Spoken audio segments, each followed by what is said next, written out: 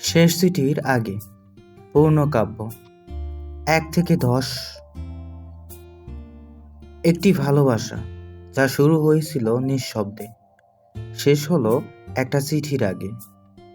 পৃষ্ঠায় 1, প্রথম দেখা। ভালোবাসা শুরু হয় হঠাৎই, যেভাবে বৃষ্টি ফোঁটা এসে পড়ে রোদে। সেদিনও তেমনি তুমি দাঁড়িয়েছিলে ছাতার নিচে, আর আমি অবাক চোখে দেখেছিলাম কেমন করে তোমার চোখে মিশে আছে পুরো আকাশ। কিছু কথা হয়নি, কিছু হাসি বিনিময় হয়েছিল, কিন্তু মনে হয়েছিল এই মেয়েটি বোধহয় একদিন আমার কবিতার নাম হয়ে যাবে।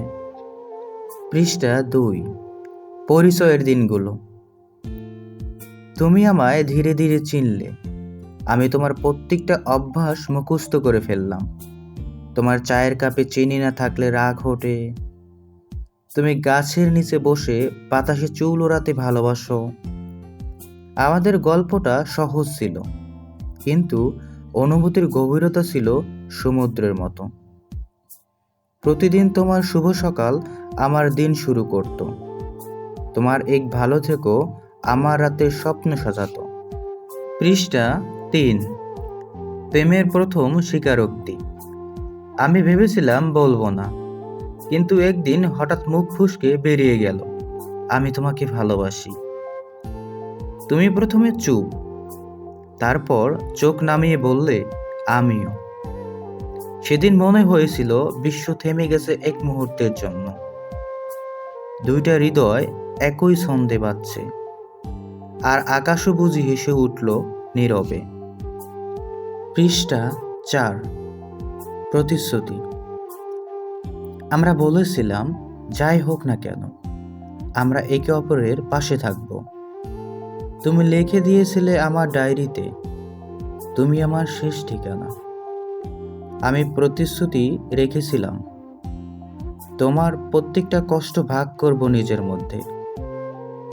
আমাদের ভালোবাসা ছিল নিঃস্বার্থ, যেন নিঃশব্দ নদীর মতো, যার স্রোত বোঝা যায় শুধু অনুভবে। পৃষ্ঠা 5, সময়ের ছায়া। কিন্তু সময়ের নিজের নিয়ম আছে। ধীরে ধীরে তুমি ব্যস্ত হয়ে গেলে। ফোনের ওপাশে নীরবতা জমতে লাগলো। আমি জিজ্ঞেস করতাম সব ঠিক তো? তুমি বলতে হ্যাঁ, শুধু একটু কাজ আছে। সেই কাজ যেন একটা দেয়াল হয়ে দাঁড়ালো আমাদের মাঝে। আমি বুঝতাম ভালোবাসা ভাঙে না একদিনে, ভাঙে নীরবতায়, ধীরে ধীরে। পৃষ্ঠা 6, অচেনা দূরত্ব। একদিন সকালে ঘুম থেকে উঠে দেখলাম তোমার মেসেজ বক্স ফাঁকা। আগে যেখানে প্রতিদিন শুভ সকাল থাকতো, সেখানে এখন শুধু নিস্তব্ধতা। আমি লিখলাম তুমি আসো, তুমি উত্তর দিলে না। ঘন্টার পর ঘন্টা কেটে গেল।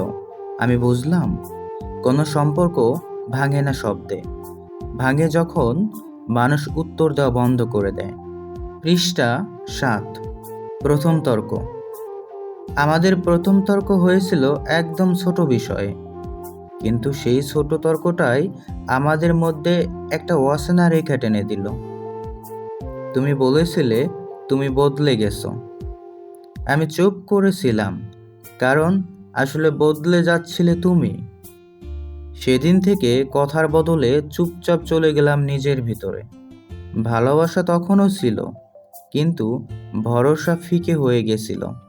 পৃষ্ঠা 8, শেষ দেখা। তুমি এসেছিলে বিকেলে, চোখে ক্লান্তি, ঠোঁটে নীরবতা। আমি জিজ্ঞেস করলাম সব শেষ? তুমি মাথা নিচু করে বললে হ্যাঁ, এবার হয়তো আমাদের সময় ফুরিয়েছে। সেদিন সূর্য একটু আগে ডুবে গিয়েছিল। আমি দেখলাম তোমার চলে যাওয়া পিঠ, আর মনে হয়েছিল ভালোবাসা যতটা সুন্দর, বিদায় তার থেকেও বেশি নিঃশব্দ। পৃষ্ঠা 9, ভাঙনের পর। দিন যায়, রাত আসে, তবু তোমার নামটা মন থেকে মুছতে পারি না। তোমার হাসিটা এখনো কানে বাজে। তোমার ছায়াটা এখনো স্বপ্ন আসে। ভালোবাসা কি সত্যিই শেষ, নাকি মানুষ শুধু অভিনয় করে যেন কিছুই হয়নি? আমি আজও সেই অভিনয়টা শিখতে পারলাম না। পৃষ্ঠা 10। প্রথম চিঠি। তোমার জন্য লিখলাম প্রথম চিঠি, যেটা কখনোই পাঠাবো না। সেখানে লিখেছি, তুমি চলে গেছো, কিন্তু আমি এখনো তোমার প্রার্থনা করি। ভালোবাসা চলে গেলে মানুষ বদলে যায় না, শুধু বোঝে সব সম্পর্কে চিরকাল টেকে না। কিছু সম্পর্ক শেখায় কেমন লাগে কারো অভাবে নিঃশব্দে বাঁচতে। পৃষ্ঠা 11। নীরবতার শহর। তুমি চলে যাওয়ার পর আমার শহরটা যেন শব্দহীন হয়ে গেল। রাস্তায় আলো জ্বলে, কিন্তু সেই আলোয় তোমার ছায়া দেখি না। চায়ের দোকানে বসলে তোমার প্রিয় কাপে ধোয়া উঠলেও কথা ওঠে না ঠোঁটে। সবকিছু আগের মতোই, শুধু তুমি নেই। পৃষ্ঠা 12। অভ্যাস। ভালোবাসার পরে মানুষ শুধু কাউকে হারায় না, হারায় নিজের কিছু অংশ। তুমি চলে গেছো, কিন্তু তোমার অভ্যাস রয়ে গেছে। রাতে গান শোনা, ঘুমানোর আগে তোমার নাম মনে করা, চাঁদ দেখলে মনে পড়া। আমি চেষ্টা করি ভুলতে, কিন্তু কিছু অভ্যাস ভালোবাসার মতোই, ভাঙা যায় না, শুধু সহ্য করতে হয়। পৃষ্ঠা 13। স্মৃতির বোঝা। তোমার দেওয়া চিঠিগুলো আজও রাখা আছে, হালকা গন্ধে, হালকা হলদে কাগজে। পড়লে মনে হয় তুমি এখনো আছো কোথাও, শুধু একদম নীরবে। কখনো কখনো ভাবি, তোমারও কি এমন হয়? রাতের নিঃশব্দে আমায় মনে পড়ে, নাকি তুমি সত্যিই ভুলে গেছো, যেমন করে ভাঙা আয়না ভুলে যায় নিজের প্রতিচ্ছবি। পৃষ্ঠা 14। একাকিত্বের রাত। রাত এখন আমার সবচেয়ে বড় সঙ্গী। চাঁদ দেখে মনে হয় ওই আকাশের ওপাশে তুমি হয়তো আছো, আমার মতোই জেগে। আমি জানি না তুমি কাকে ভালোবাসো এখন, কিন্তু আমি এখনো তোমার নামের দিকে তাকিয়ে প্রার্থনা করি। ভালোবাসা যদি অভিশাপ হয়, তবুও আমি সেই অভিশাপটা বেছে নেব, কারণ সেখানে তোমার স্মৃতি আছে। পৃষ্ঠা 15। আড়ালে থাকা গল্প। বন্ধুরা বলে তুমি বদলে গেছো। আমি শুধু হেসে বলি, না, আমি শুধু চুপ করেছি। কারণ কষ্টের গল্প সবাই বুঝতে পারে না, কেউ শুধু জানতে চায় তুমি কাঁদছো কিনা। তুমি চলে যাওয়ার পর আমি শিখেছি, ভালোবাসা মানে শুধু পাওয়া নয়, ভালোবাসা মানে কারো না থাকা সত্ত্বেও মনে করা সে এখনো আছে। পৃষ্ঠা 16। অতীতের পথ। একদিন পুরনো পথে হাঁটতেছিলাম, যেখানে আমরা একসাথে বসতাম বিকেলে।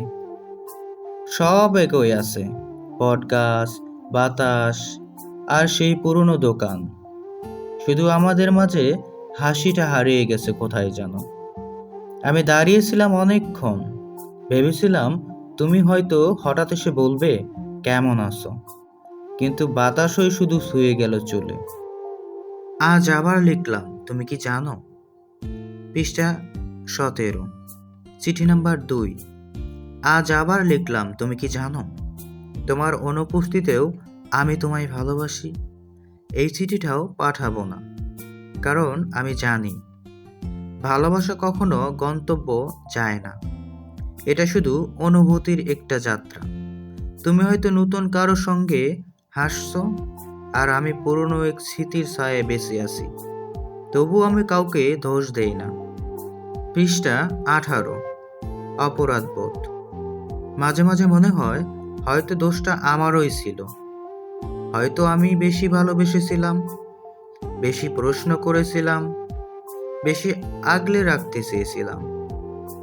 ভালোবাসা কখনো কখনো শ্বাসরোধ করে দেয়, আর মানুষ পালিয়ে বাসে।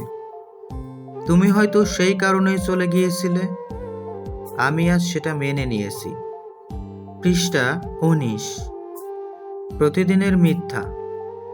এখন সবাই ভাবে আমি ভালো আছি, আমি হাসি, কথা বলি, কাজ করি, সব ঠিকঠাক, কিন্তু কেউ জানে না ভেতরে একটা অংশ প্রতিদিন ভেঙে যায়। ভালোবাসা শেষে মানুষ যে মুখোশ পরে বাঁচে, আমি আর সেই মুখোশে অভ্যস্ত হয়ে গেছি। বাইরে শান্ত, ভিতরে ঝড়। পৃষ্ঠা 20। সেই নামটি। তোমার নামটা এখনো আমার প্রার্থনায় আসে। তোমার নাম শুনলেই বুক দগ করে ওঠে, যেন স্মৃতি আবার লড়ে চড়ে বসে। কেউ বলে ছাড়তে শেখো, কিন্তু আমি পারি না, কারণ তোমায় ছেড়ে দিলে নিজেকেও ছেড়ে দিতে হবে। ভালোবাসা শেষ হলেও ভালোবাসা থেকে যাওয়া মানুষটা কখনো শেষ হয় না। নেক্সট 21 থেকে 40 পর্যন্ত আবার শোনাবো অন্য কোনো সময় ইনশাল্লাহ। আল্লাহ হাফেজ।